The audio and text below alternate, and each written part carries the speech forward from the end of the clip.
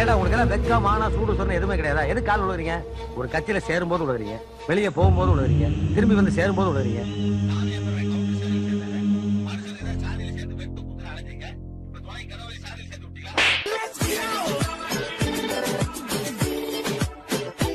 இப்போ தமிழ் சினிமாவை பொறுத்தவரையில் இயக்குனர் பா ரஞ்சித், வெற்றிமாறன், மாரி செல்வராஜ் இவங்களுடைய திரைப்படங்கள் எல்லாமே ரொம்ப யதார்த்தமான திரைப்படங்களா இருக்கு, நம்மளுடைய வாழ்க்கையை தழுவிய திரைப்படங்களா இருக்கு அப்படின்னு நம்ம சொல்லிட்டே போகலாம். இப்படி தமிழ் சினிமா பல விஷயங்கள்ல இப்போ மாறி இருக்கு. ஆனா இதுக்கு ரொம்ப முக்கியமான காரணமாக இருந்தவங்க சில பேர் இருந்துகிட்டே இருக்கிறாங்க. அதுல ரொம்ப முக்கியமானவர் நம்மளுடைய இயக்குனர் பாரதி ராஜா. அவருடைய சிஷ்யன் இயக்குனர் மணிவண்ணன். கடவுள் மனுஷனுக்கு பிரச்சனை உண்டாக்குறதும் இல்ல, மனுஷனால உண்டான பிரச்சனையை கடவுள் வந்து தீர்க்கிறதும் இல்ல. இவன் பிரச்சனை இவனே தீர்த்துட்டானா? கடவுளுக்கே வேலை இல்ல ராஜா. நம்மளுடைய பாரதி ராஜாவே என் சிஷ்யன் மணிவண்ணன் அப்படின்னு சொல்றதுல நான் எப்பவுமே ரொம்ப பெருமைப்படுறேன் அப்படின்னு நிறைய இடங்கள்ல சொல்லியிருக்காரு. இயக்குனர் மணிவண்ணன் அவரை பத்தி தான் இந்த வீடியோல பேச போறோம். நிறைய பேருக்கு, அதுவும் இப்போ இருக்கவங்களுக்கு, மணிவண்ணனா யார் இது, இந்த ஜோக்கா நடிப்பாரு அவர் தானே அப்படின்னு நிறைய பேர் சொல்லுவாங்க. ஆனா அவரை பத்தி தெரிஞ்சுக்க நிறைய விஷயங்கள் இருக்கு. இன்னைக்கு தமிழ் சினிமா ஒரு யதார்த்தமான தமிழ் சினிமாவை மாறிக்கிட்டு வருது. அதுக்கு ரொம்ப முக்கியமான காரணம் நம்மளுடைய இயக்குனர் மணிவண்ணன். இயக்குனர் பாரதி ராஜாவின் ஈர்ப்பு, தெளிவான அரசியல், யதார்த்தமான நடிப்பு, இப்படி பல திறமைகளை கொண்ட கதையாசிரியர், வசனகர்த்தா இயக்குனர் மணிவண்ணன். அவரை பத்தி இந்த வீடியோல நிறைய விஷயங்கள் தெரிஞ்சுக்க போறோம். மறக்காம சக்தி FM யூடியூப் சேனலை சப்ஸ்கிரைப் பண்ணி வைங்க. இந்த வீடியோ ஃபுல்லா பாருங்க. பார்த்துட்டு உங்களுடைய கருத்துக்களையும் கமெண்ட் பண்ணுங்க.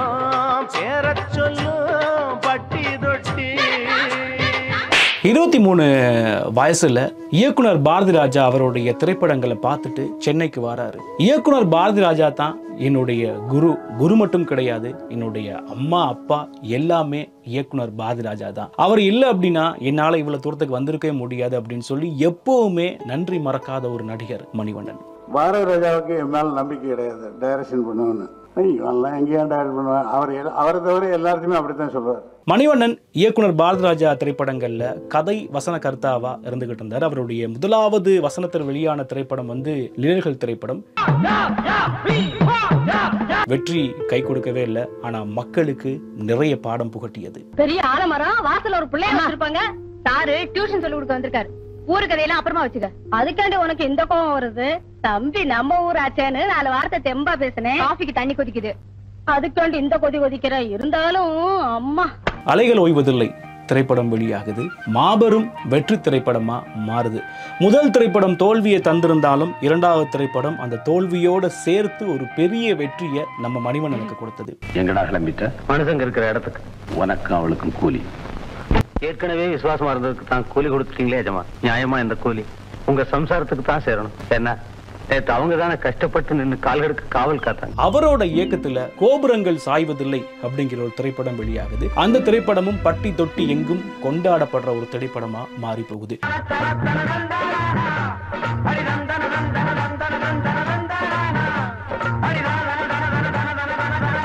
பாரதி ராஜாவோட திரைப்படங்கள் அப்படின்னாலே ரொம்ப யதார்த்தமா இருக்கும், கிராம மக்களுடைய வாழ்க்கையை சொல்ற மாதிரி இருக்கும், இப்படி பல விஷயங்கள் இருந்துகிட்டே இருக்கும் இல்லையா? இவருடைய திரைப்படமும் அந்த மாதிரி இருந்தாலும் நிறைய அரசியல் பேசக்கூடிய ஒரு படமா எப்பவுமே நம்மளுடைய மணிவண்ணனுடைய திரைப்படங்கள் இருந்துகிட்டே இருக்கும். இப்போ நம்ம நிறைய திரைப்படங்கள்ல பாக்குறோம், நிறைய அரசியல் பேசுறாங்க. நடிகர் நடிகைகள் இந்த இசை வெளியீட்டு விழாவில் நிறைய அரசியல் கதைகள் எல்லாம் சொல்றாங்க, தன்னோட படங்கள்ல நிறைய அரசியல் விஷயங்கள்லாம் வைக்கிறாங்க. ஆனா அந்த காலத்துல அரசியல் தான் நிறைய விஷயங்கள் மாற்றும் அப்படின்னு சொல்லி அவருடைய திரைப்படங்கள்ல நிறைய அரசியல் விஷயங்களையும் நிறைய பகுத்தறிவான விஷயங்களையும் புகுத்திய ஒரு இயக்குனர் அப்படின்னா மணிவண்ணன் தான். இன்னி வரைக்கும் நம்ம ஒரு பெரிய அரசியல் திரைப்படம் அப்படின்னு கொண்டாடுறது அமைதிப்படை திரைப்படம். அந்த அமைதிப்படை திரைப்படத்தை இயக்குனது நம்மளுடைய மணிவண்ணன் தான். இல்ல சத்யராஜும் சேர்ந்து நடிச்சிருப்பாரு. இன்னி வரைக்கும் சத்யராஜ் அப்படின்னு சொன்னாலே அந்த அமாவாசை கேரக்டர் நமக்கு ஞாபகத்துக்கு வந்துடும். அந்த அளவுக்கு எல்லாருக்குமே ரொம்ப ஒரு பிடித்த ஒரு திரைப்படம் அமைதிப்படை. இன்னி வரைக்கும் அரசியல் படம் அப்படின்னு சொன்னா அமைதிப்படை திரைப்படத்தை சொல்லலாம். அதுக்கெல்லாம் ஒரு பெரிய தைரியம் வேணும். அந்த தைரியத்திற்கான விதையை முதலா போட்டது இயக்குனர் மணிவண்ணன். கட்சிக்குள்ள உங்களுக்கு சீட்டு கிடைக்கவே கிடைக்காதுன்னு பேசிக்கிறாங்க. அப்படியே கிடைச்சாலும் ஜனங்க உங்களுக்கு ஓட்டு போட மாட்டாங்க.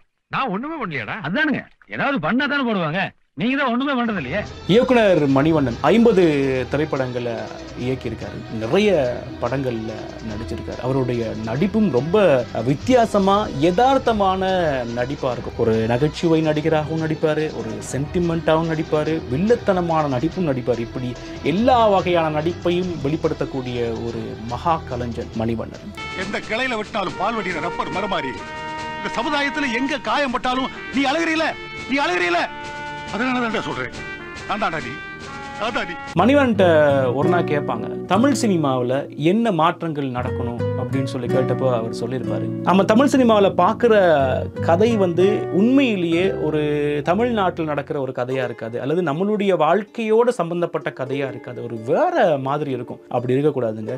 மக்களுடைய வாழ்க்கையை சொல்லக்கூடிய யதார்த்தமான திரைப்படங்கள் வரணும்னு நம்மளுடைய மணிவண்ணன் சொல்லியிருப்பாரு. அது அப்போ நடந்துச்சா அப்படிங்கிறது எனக்கு தெரியல. ஆனால் இப்போ யதார்த்தமான படங்களை கொண்டாடுறதுக்கு ஏராளமான ரசிகர்கள் இப்போ காத்துக்கிட்டு இருக்காங்க. இப்போ தமிழ் சினிமா அதை நோக்கி தான் போய்கிட்டு இருக்கு அப்படின்னு கூட சொல்லலாம். ஏன்னா நம்மளுடைய வாழ்க்கையை சொல்ற திரைப்படங்கள், நம்மளுடைய அரசியலை சொல்ற திரைப்படங்கள் நிச்சயம் வரணும் அப்படின்னு சொல்லி எல்லாருமே எதிர்பார்த்து காத்துக்கிட்டு இருக்காங்க. அப்படியான இயக்குனர்களும் இப்போ வந்துகிட்டே இருக்காங்க அப்படிங்கிறது நமக்கு இப்போ தெரியக்கூடியதாக இருக்கு. இதை முதலாக சொன்னது நம்மளுடைய இயக்குனர் மணிவண்ணன் தான். மணிவண்ணன் அப்படின்னாலே எனக்கு ஞாபகத்துக்கு வருது, எல்லாருக்குமே ஞாபகத்துக்கு வருது சங்கமம் திரைப்படத்தில் அவருடைய நடிப்பு தான். கஞ்சி ஊத்துற கிளைய கேவலமா பேசுறீங்க, ஆனங்கிட்டவனே. நீங்க மனுஷனாடா? நீங்களே எதுக்குடா உசுரோடுறீங்க? போடா, எங்க போய் சாங்கடா. இந்த பாரா, கத்துக்கிட்ட கலையை பழிக்கிறது ஒண்ணுதான், செத்த தாயை பழிக்கிறது ஒண்ணுதான். கடவுள் மறுப்பு, சாதி எதிர்ப்பு, பகுத்தறிவு கொள்கைகளை தன்னோட திரைப்படங்கள்ல அதிகமா புகுத்திய ஒரு இயக்குனர் மணிவண்ணன். மக்களோட கலை என்னைக்குமே அழிஞ்சு போகாது, அவங்களோட வாழ்ந்துகிட்டே இருக்கும், அந்த ஞாபகம் எப்பவுமே இருந்துகிட்டே இருக்கும் அப்படிங்கிறதுக்கு நல்ல உதாரணம் இயக்குனர் மணிவண்ணன் தான். எப்போவுமே நம்மளால் அவரை மறக்கவே முடியாதில்லை. அவர் இப்போ நம்மளோட இல்லாட்டியும் அவருடைய படைப்புகள் என்றென்றும் நமக்கு நிறைய அறிவை தந்துக்கிட்டே இருக்கும் அப்படிங்கிறதுல எந்த விதமான சந்தேகமும் இல்லை. மணிவண்ணன் அப்படின்னா உங்களுக்கு எது ஞாபகத்துக்கு வருது? அவரை பற்றி உங்களுடைய கருத்து என்ன அப்படிங்கிறத கமெண்ட்டில் சொல்லுங்கள். மறக்காமல் சக்தி FM யூடியூப் சேனலை சப்ஸ்கிரைப் பண்ணி வைங்க. இன்னொரு வீடியோவில் உங்களை சந்திக்கிறேன்.